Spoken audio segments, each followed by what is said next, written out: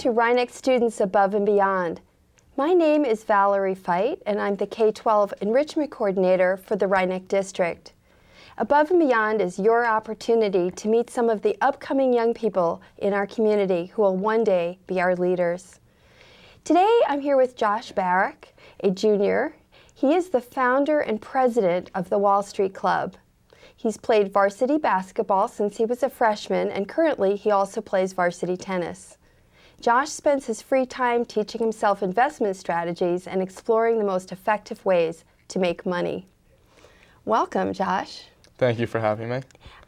This is a very interesting conversation to have with a young person, a very knowledgeable young person, and I'm just curious, how did you become interested in investment? Well, when I was younger, and until a few years ago, my dad ran a hedge fund. And when he came back from work, he would always go over with me his investment ideas, and he would explain everything to me, and I would ask questions. And I've always had an interest for it, just clicked with me. And he would go over his quarterly results with me and show me how to analyze those. And he would ask me to review his letters to his investors. And it was just really, it's always been a great experience talking to him. I always think it's interesting when the family business gets passed on, because I think we're living in a day and age where that doesn't, always happen. But you've taken it a step further. And this year you decided to share your dad with kids at school, and you started the Wall Street Club. Mm-hmm. Can you tell me about that? Well, yeah, the Wall Street Club, we look to teach kids about jobs in the financial industry and different investment strategies and ideas, and just answer questions that people have about the industry. And I think kids love it because everyone in America, it's just part of the culture, loves to make money and spend money. And as people know, the financial industry is one of the best ways to make money. And also money, it's sort of a product where, say I put this chair that I'm sitting on right now in my closet and waited a year, the next year it would still be a chair. That's all it would be, the same chair. But if I put $1 in the closet, it could be $2, it could be half a dollar, it could be worth different amounts the next year. So was that a surprise to members of the club to think about money differently? Because I know that it's a hugely popular afternoon when your dad comes by. Is that a change for them, do you think? I think it's a big change. A lot of people look at, oh, this dollar bill, it's a paper, and they think, oh, it's a dollar. It's a dollar, this is what it could buy, but really it could buy different things. One day it might be able to buy a pack of gum, another day it might be able to buy Xbox 360, who knows? So it's really an interesting topic. So what do you think that they're getting out of it? Do you think they're gaining respect? I know that we're living in the time of Occupy Wall Street, and so is it a time that they're learning more about the world and how that might have worked? Well, yeah, I think they're learning about how much Wall Street actually helps people. If there wasn't for Wall Street, you wouldn't have, people being able to buy homes. They would need to save up for 30 years before they could buy a home, or they wouldn't be able to buy a car, or just anything. Everything revolves around it, and it's really important. In terms of your generation and looking at things, I think many adults think that because of the internet that you're more of a boundary-free generation. Do you think that you or friends of yours have been turned off by the malfeasance and the sort of fall of some of the Wall Street giants? Well, anything illegal is obviously wrong, but I mean, there's always an importance to live on the edge on it, because you want to be able to make as much money as possible, but never do something illegal. So how do you look at leadership? Do you see yourself as a leader, and and what are the qualities that you think would make you successful?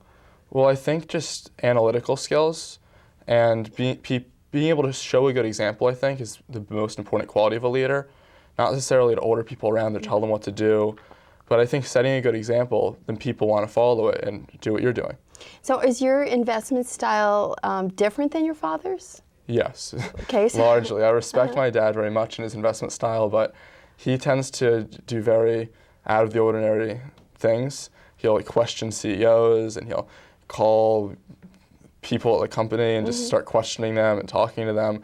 And I like more of just the facts. If I know the numbers and I know it's undervalued or overvalued, it's an easy investment. You could either long it or short it. Shorting it is when you bet the stock will go down, or longing it is when you bet the stock will go up. And then there's options, and there's different derivatives that you could profit from in different ways. So in my intro, I said in your free time you like to study investment strategies. Is this how you learned it? What do you do after school? You go home and read? Yeah, I put off my homework until I have to do it, until I need to go to bed. And when I get home, I read. I'm an infovore. I love information about what I'm interested in, and I read all about finance and all the articles, everything about every company, the financials. And once I get all this information, I can then decide what I think is the best investment. What's the thing that is going to make me money? And at that point, I then decide how to make the most money from it. Whether, for example, I think there's going to be a lot of inflation. Now, I can invest in gold, silver, I can short the treasury. So I need to decide which one I think will do the best, and then I need to hedge against risk in case I'm wrong. In terms of your information getting, and I'm guessing infovore is like a carnivore for information, very cute. The information that you get is from professional sites, or is it from like Wall Street Journal? What kinds of information are you talking about? Well, I read the New York Times, the Wall Street Journal. I read bloggers. I just want to hear their opinion. Maybe 1% of them I actually agree with, but just hear their opinion. You never know. It's going to be what would be an interesting idea. And after you hear all these opinions, you start developing your own, and it's never exactly the same as anyone's, but you could develop your own opinion. And you're an empirically based investor. You want the facts, and you want to look at the statistics and make your decision. Do you look at different market sectors? Yeah, I like to look at market sectors that I think that I know more than other people, which is hard because a lot of people have gone to college and graduate school and have been in the industry. So the sectors I look at are more macroeconomics, just in general, that topic, because that's a lot of thinking. It's not as much as knowing how to value a clothing company, which you have to really learn about a lot. And this is just more thinking. I think I could think better than a lot of other investors. In terms of like the kinds of markets that we're looking at, are you involved at all in technology? It's interesting to me, but I'm not completely involved in it now, because it's tough to be involved in it. Well, your generation is really caught up in iPods and iPads and so on. So I'm wondering, isn't it very attractive to you to maybe jump into Apple or? It's tough, because the thing is, Apple, it's something it's not a fact. It's not like numbers are showing it. It's more like people like the iPod. It might have the same quality as another MP3 player, but it's just the coolness of it that people buy. So I can't really assess it. But at the same time, if I had to make an assessment now, I think it's tremendously getting hyped up because it has such a high beta, meaning that it reacts completely with the market. So if the market goes up, it goes up. If the market goes down, it goes down. And it's just been getting hyped up so much. And if the market goes down at all, it could just crash completely. When you're doing that evaluation and you're looking at something that I think it's almost like counterintuitive, because most people would say, oh, I wish I could own some Apple. I wish I'd bought it, way back when. What are you looking at? Are you looking at the ratio of how that company is maybe inflated against what it might actually earn? Yeah, the PE ratio is very important because it shows what people's expectations are for the company. If it has a high PE ratio, it means that people expect the company to grow very fast. If it has a low PE ratio, they expect it not to grow very fast. And the thing is this is all opinion. So if the market thinks it's going to grow really fast, and I'm like, no way is this going to grow fast, it's a fad. You take Heelys, for example, if everyone remembers those shoes. People thought it was going to grow really fast all around the world, Heelys. But really, it was a fad. And if you could sense that and short it, it didn't grow very fast, and it got killed. Well, if technology, and even with a company like Apple, is very volatile, how do you feel about real estate? Well, I don't think I know as much information as others on real estate, so I don't want to compete with people that know more than me. It's not a good road to take if you want to make money. But I think on the long term it'll do well, but on the short term things are going to be really volatile soon, because this bull market, I think it's very artificial, created by the Federal Reserve and other central banks. So I don't even want to participate right now in that market. You've brought up something I think very interesting, which is that you must be looking at the political landscape in the United States as well as the economic landscape. Can you put those two things together? How do you see our country situated at this point? I'm really scared because our country keeps adding on to debt. We've had 250% debt, more debt in the last 10 years, and it hasn't hurt us as much because we have a low interest rate. But if that interest rate goes up, we have a high risk of default. And all the presidents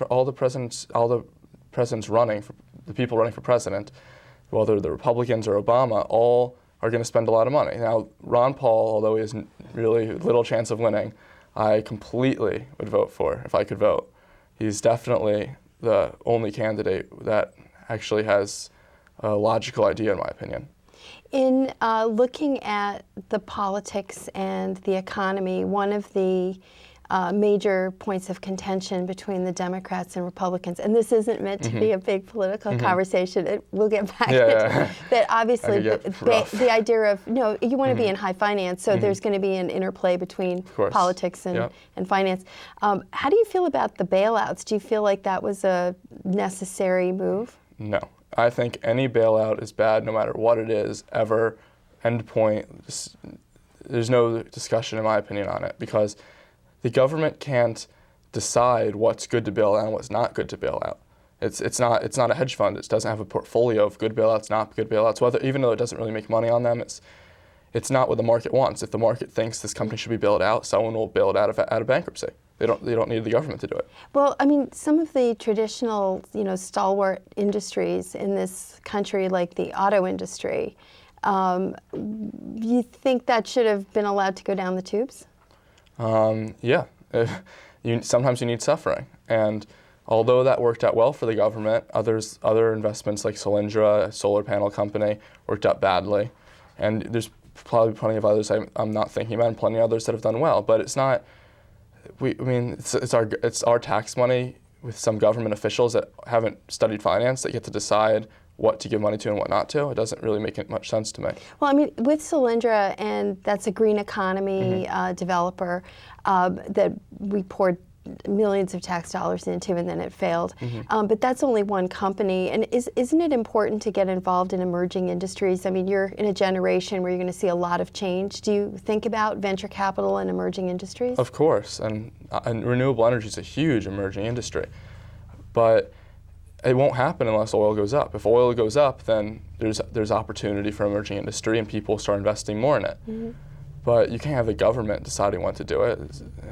It's not a free market. So you're a deregulator kind of guy. You think the market establishes its own rhythm and its own level. I think the only regulation necessary is regulating for environmental purposes, because trees don't tell people to stop.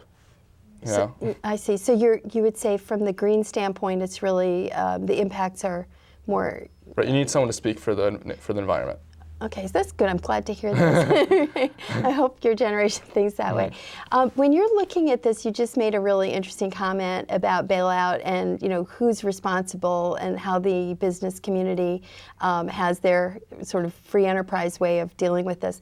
But we're in a global economy. We're not just the United States. Can you speak to that? How do you think of the general global situation? For example, Greece or China later? Well, China is another story, but overall in Europe and the U.S. and every country really, there's so much debt building up, and central banks have 1/3 of all equity, and it's going to cause inflation. I mean, U.S. banks are normally required to hold $100 billion in reserves, and they've traditionally been 1 or 2% above that requirement, and now they're 10 times above that requirement. So they're not lending to people, and when they start lending to people, all that money is going to flood the economy, causing inflation. And it's a huge problem, I think, all the debt. But China though, they're the growing middle class. They have over 1 billion people. America has 300 million people, and that's going to be a big market for consumers. But there still could be runaway inflation and other kinds of problems that translate to the United States. And I mean, we're certainly seeing a wave coming from Europe. Just getting back to the EU, do you think that Germany is responsible, or largely as the leader of the EU, for bailing out Greece and Italy and Spain and Ireland? And Well, Germany, I guess the European Union, they have all these rules I'm not completely familiar with, but I mean, you got to follow the rules. So I guess in that situation, it's a very different, because that's not the market, that's governments. So I'm not completely familiar, but I think at this point, unless you give a huge bailout, Greece will eventually default. So they're just putting it off because they don't want to trigger credit default swaps in the case that Greece does bail out. In terms of, your own investment, because I just want to say, from our audience perspective, your own portfolio is real money. It's not, play money. Right. So you're in it. Do you see yourself as investing apart from all of these geopolitical trends, or do you actually consider them? I consider them a lot, especially in today's environment, where I see a lot of nerds reading all the numbers, and numbers are really important. It's probably the number one thing, but they don't look at other common sense themes. If I created a firm, I was thinking of calling it Common Sense Capital, because there's such simple concepts that are overlooked. Well, I guess, you're not going to be giving us any tips here. I can see that. Well, I could give, my two biggest investments are shorting the long-term treasury bond. As once interest rates go up, which they will, that'll profit me a lot. And there'll be inflation, and no rational person would buy a long-dated treasury bond with the risk of default and inflation. And then my other big investments is gold and silver, because once these countries start defaulting, the U.S. safe haven, people are going to stop buying treasury bonds, stop buying other bonds. They're going to start putting their money in gold and silver, which have forever been the money, not these paper dollars that says "In God We Trust" on them. Interesting. So what I'm getting out of this is that you see a very long-term recovery, not anything that's going to resolve itself soon. So I would say a bear market will happen for a long time. I mean, I don't know exactly when it'll happen, but I think we're in a big hole, and we're about to fall in the hole, and then we're gonna have to get out. I just don't know when we're gonna fall in.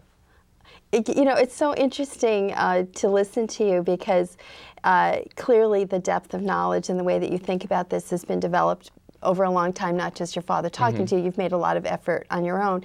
One of the efforts you've made is to go to school in the summer. Can you just tell me about that? Yeah, I went to Brown University for a class in financial markets and investments, and that was really just a great experience. It was about 3 hours a day of class, then you have homework, and there's people from over 70 countries that I talked to and got to know, and it was just a great experience because they all were interested in the same thing I was.